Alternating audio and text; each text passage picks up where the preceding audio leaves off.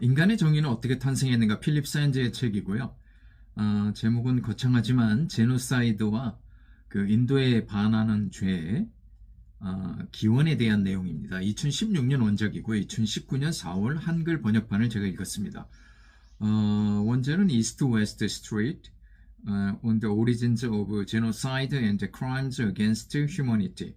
제2차 세계대전 끝난 후 현대의 국제사법재판제도의 탄생 계기가 된 뉘른베르크 법정에서 벌어진 재판의 결과를 뒤쫓는 과정에 다큐멘터리가 생생한 추리소설을 연상케 합니다. 홀로코스트의 피해자인 저자의 외할아버지를 비롯한 가족들의 회고록이면서도 인권과 정의를 위한 두 인권 변호사의 끈질긴 노력이 한편의 장대한 드라마를 만들어냈습니다. 거창하지는 않지만 인류에게는 너무나도 중요한 범죄에 관한 내용입니다. 이야기는 한 지명으로부터 출발하는데요. 19세기 오스트리아 헝가리 제국에서는 렘베르크였던 곳이 제1차 세계대전 이후에는 폴란드의 로보프, 제2차 세계대전이 발발한 후에는 소비에트의 리보프, 1941년 7월 독일군이 점령해서는 다시 렘베르크, 1944년 이후에는 우크라이나의 리비우인 곳입니다. 그 피해 땅에서 살았던 두 젊은이 허쉬 리우터 파트와 라파엘 렘키는 각각 인도에 반하는 죄와 제노사이드라는 범죄를 역사상 최초로 제기합니다. 인도에 반한 죄는 폴란드에서 자행된 400만 유대인과 폴란드인의 살상을 의미하며 개인의 중점을 둔 범죄라면 제노사이드는 집단 학살이라는 의미로 집단의 중점을 둔 범죄명이죠. 유니버시티 칼리지 런던 법학부 교수인 저자는 자신의 외할아버지인 레온 부흐홀츠의 발자취를 추적하며 수많은 인물의 연결고리를 찾아내 범죄의 잔악상을 고발합니다. 유대인이며 폴란드 출신인 외할아버지 역시 인도에 반하는 죄의 희생자죠.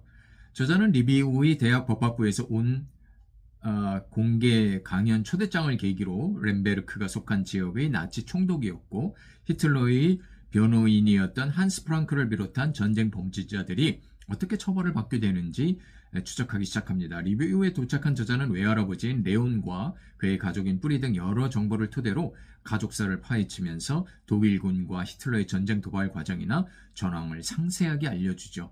관련 인물을 직접 찾아 인터뷰를 진행하고 역사적 현장 곳곳을 발로 더듬으며 당시의 분위기를 느껴보려는 시도까지 합니다. 주기 예프 태생인 라우터 파하트는 1910년 렘베르크로 이주하여 그곳의 법학과를 졸업한 후에 비엔나의 법과대학에서 공부를 이어가면서 1922년에는 세계 유대인 학자연맹의 의장이 됩니다. 1923년에는 런던 전치경제대학에 등록하여 공부하다 1928년에는 법학과 조교수로 임명된 후 1933년에는 변호사 자격을 취득하고 1937년에 케임브리지 대학 국제법 담당 교수로 임명됩니다.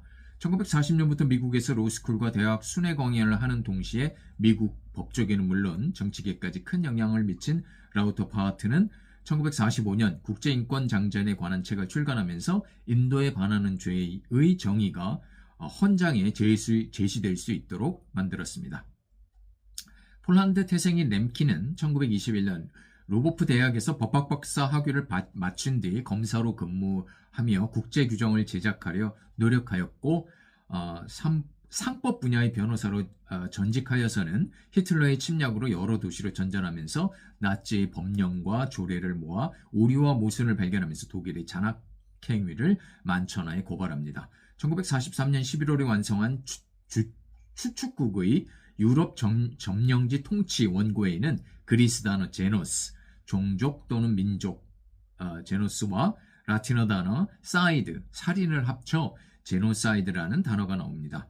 렘키는 나치에 과공할 만한 범죄가 민족 같은 거대한 집단에 대한 범죄이기에 반드시 연합국의 공소장에 명시되어야 함은 물론 처벌 항목에도 적시되는 것을 위해 마지막까지 최선의 노력을 바칩니다. 칼 대학의 법학을 전공한 한스 프랑크는 변호사를 개업한 후 1927년부터 나치 피고인들의 변호를 시작하여 수십 건의 재판에서 나치 정당을 변호하였고 1933년에는 히틀러가 수상에 선출되자 바이에른 주의 법무장관이 됩니다. 뛰어난 웅변가인 그는 독일이 점령한 폴란드의 총독이 되어 마치 국왕처럼 행세하며 유대인 400만 명의 처형에 연루되어 있었지만 집단적 책임은 몰라도 개인적으로는 죄가 없다는 환상을 소유하고 있었죠. 국가의 명령대로 일을 했을 뿐 자신은 죄가 없다는 말이죠. 한나 아렌트가 말한 악의 평범성이 다시 떠오르는 대목입니다. 과연 그의 주장은 뉘른베르크 600호 법정에서 인정될 수 있을 것일까요? 1945년 11월 20일에 시작된 뉘른베르크 법정은 인도에 반하는 죄와 제노사이드 혐의로 한 국가의 지도자들이 인류 역사상 처음으로 국제법정 재판이 이루어진 곳입니다. 자살 시도에 그친 한스 프랑크를 비롯해 헤르만, 괴링, 로젠베르크 등 15명이 출석하였고 재판장은 영국 대법관인 제프로 로렌스 경이었으며 나머지 7명의 판사가 배석하였습니다. 피고인들은 모두 무죄를 주장하였고 미국 수석 검사인 로버트 잭슨 등의 검사들은 라우터 파하트와 램킨이 제안 내용을 담은 발언을 이어갑니다. 한스 프랑크 역시 개인적인 범죄를 독일 국민 전체로 돌리며 자신의 무죄를 주장하죠. 개인이 아닌 국가만이 국제법 아래에서 죄를 범할 수 있다는 논리죠. 재판은 해를 넘겨 계속되어 마지막 날인 10월 1일로 치닫고 있었습니다. 1946년 7월 26일 검사의 최종 논고가 시작됩니다. 개인은 반드시 국가를 초월해야 한다는 검사의 주장은 개인이 모든 법의 궁극적인 단위이며 피고인들은 독일이 자행한 범행의 완전한 공범자들이라는 것이죠. 국제법 아래에서는 국가만이 죄를 범할 수 있다는 원칙이 존재하지 않으므로 모든 피고인들에게 사형 선고를 요청하는 검사의 최종 논고입니다.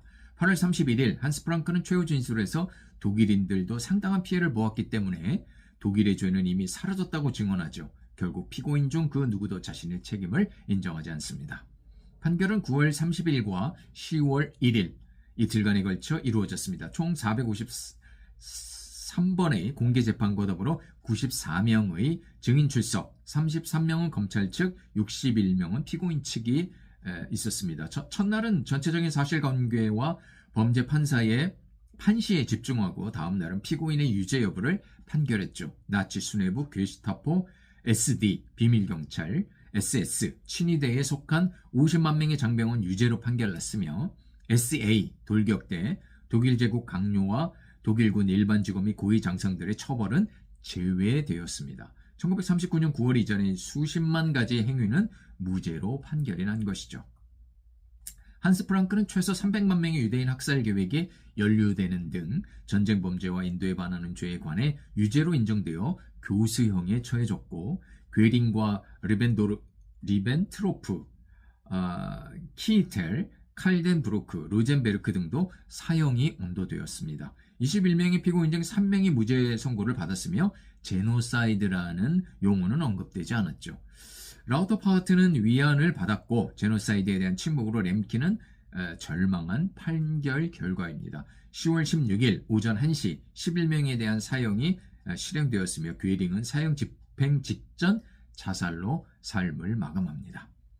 1946년 12월 11일 유엔 총회 결의안 95호는 라우터 파하트의 사상을 공개적으로 지지하면서 뉘른베르크 헌장에서 인정한 국제법의 원칙을 그대로 인정하였고 결의안 96호는 제노사이드가 국제법상의 범죄임을 선언하였습니다.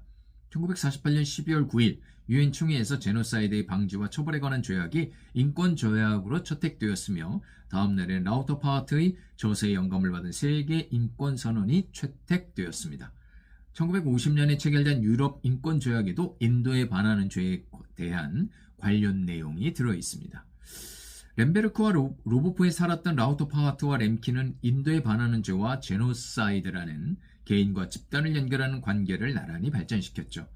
1998년 7월 국제재판소가 창설되어 장폴 아카에주 르완다 사건, 피노체트 칠레, 밀로셰비치 세르비아 등 인도에 반하는 죄와 제노사이드 관련한 처벌이 지속적으로 이루어지고 있는 상황은 국제법정의 유용함이나 필요성도 강조되는 반면 그러한 국제적인 처벌 노력이 재발 방지에는 별다른 효과를 발휘하지 못하는 증거이기도 한 까닭에 진한 쓸쓸함을 감출 수는 없겠습니다.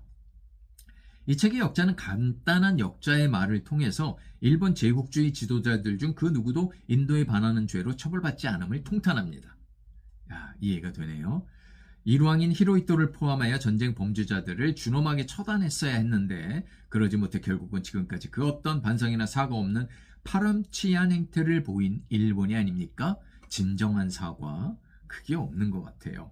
도쿄 국제재판에서는, 도쿄 국제 군사재판에서는 일본 전범들에 대한 침략전쟁에 관한 범죄만 처벌했을 뿐이고 소수민족 학살 등의 인도에 반하는 죄에 따른 처벌을 했어야 했습니다. 그 당시 우리나라 법률가들 중에는 라우터 파하트와 램킨 같은 인물이 단 한 명도 없었을까요? 안타깝군요. 해방 후 우리나라에 처단되지 않은 민족 반역자들은 일본이 그랬던 것보다 훨씬 더욱 큰 대규모의 학살을 자행했죠.